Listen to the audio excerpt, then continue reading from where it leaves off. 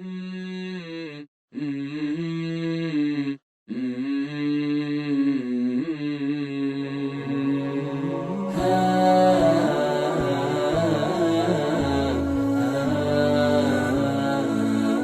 اللہ الرحمن الرحیم۔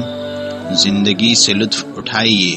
سبق نمبر 109، معاف کرنا، تیسرا حصہ۔ گزرے ہوئے زمانے کی کڑواہٹ بھلا کر لوگوں کو معاف کر دینا کتنی اچھی عادت ہے۔ یقیناً ایسی عادتیں اپنانا بڑے لوگوں ہی کا جگر ہے، جو اپنے اخلاق کی بدولت بدلہ، کینے اور حسد جیسی چیزوں کی طرف توجہ نہیں دیتے۔ زندگی بہت تھوڑی ہے، اتنے سے وقت کو حسد اور کینے کی ناپاکیوں سے گندہ کرنا عقل مندی نہیں ہے۔ مقداد بن اسود رضی اللہ عنہ کا کہنا ہے، میں اور میرے 2 ساتھی مدینہ آئے، ہم لوگوں کے پیچھے پڑے، لیکن کسی نے ہماری مہمانی نہ کی۔ پھر ہم نبی صلی اللہ علیہ وسلم کے ہاں آئے اور انہیں بتایا۔ آپ نے ہمیں ایک گھر میں ٹھہرایا جہاں 4 بکریاں تھیں۔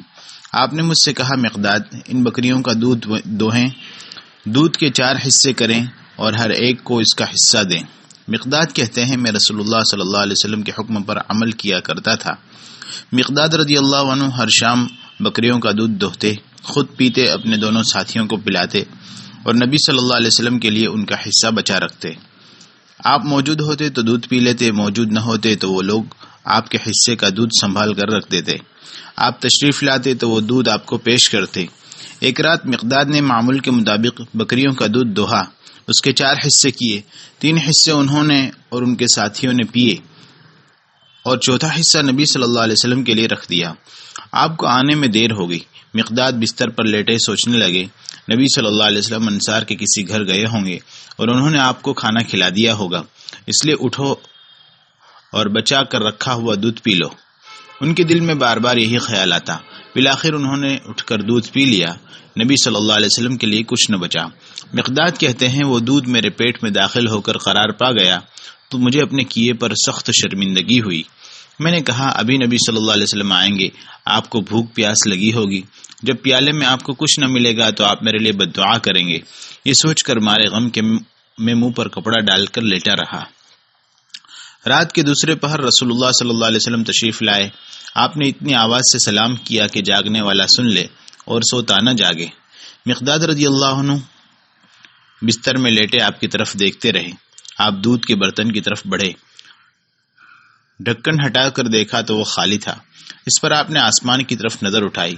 مقداد بہت گھبرائے اور دل ہی دل میں کہنے لگے، اب اللہ کے رسول میرے لیے بد دعا کریں گے۔ وہ کان لگا کر سننے لگے۔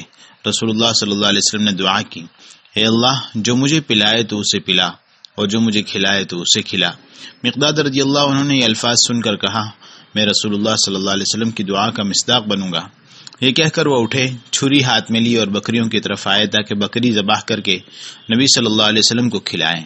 سب سے موٹی تازی بکری کے انتخاب کے لیے وہ بکریاں ٹٹولنے لگے۔ اتنے میں ان کا ہاتھ ایک بکری کے تھن پر پڑا تو وہ دودھ سے بھرا ہوا تھا۔ انہوں نے دوسری بکری کے تھن چھوئے تو ان میں بھی دودھ امڑا ہوا تھا۔ انہوں نے سب بکریاں چھو کر دیکھی، سب کے تھن دودھ سے پر تھے۔ انہوں نے گھر کے بڑے برتن میں بہت سا دودھ دوہا، برتن لبالب بھر گیا تو اسے نبی صلی اللہ علیہ وسلم کو پیش کیا اور کہا، اے اللہ کے رسول، پیجئے۔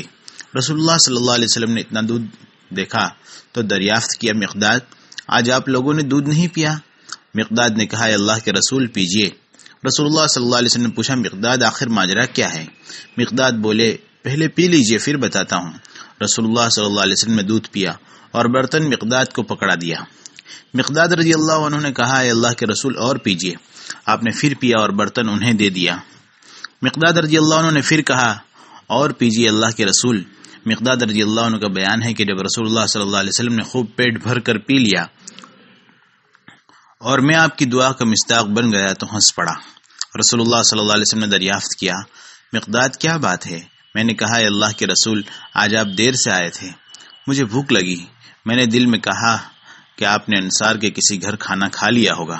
یہ کہہ کر مقداد رضی اللہ عنہ نے رسول اللہ صلی اللہ علیہ وسلم کو ساری بات تفصیل سے سنائی۔ رسول اللہ صلی اللہ علیہ وسلم کو اس بات پر بہت تعجب ہوا کہ بکریوں کے تھن دوبارہ اتنی جلدی دودھ سے کیسے بھر گئے۔ آپ نے فرمایا، یہ صرف اللہ کی رحمت کا کرشمہ ہے۔ آپ نے مجھے پہلے کیوں نہ بھی بتایا کہ ہم آپ کے دونوں ساتھیوں کو بھی بیدار کرتے اور وہ بھی اس رحمت سے فائدہ اٹھا لیتے۔ مقداد رضی اللہ عنہ نے کہا، اس ذات کی قسم جس نے آپ کو حق کے ساتھ بھیجا، رحمت کی برکت میں اور آپ نے حاصل کر لی، تو مجھے پرواہ نہیں کہ کوئی اسے حاصل کر پاتا ہے یا نہیں۔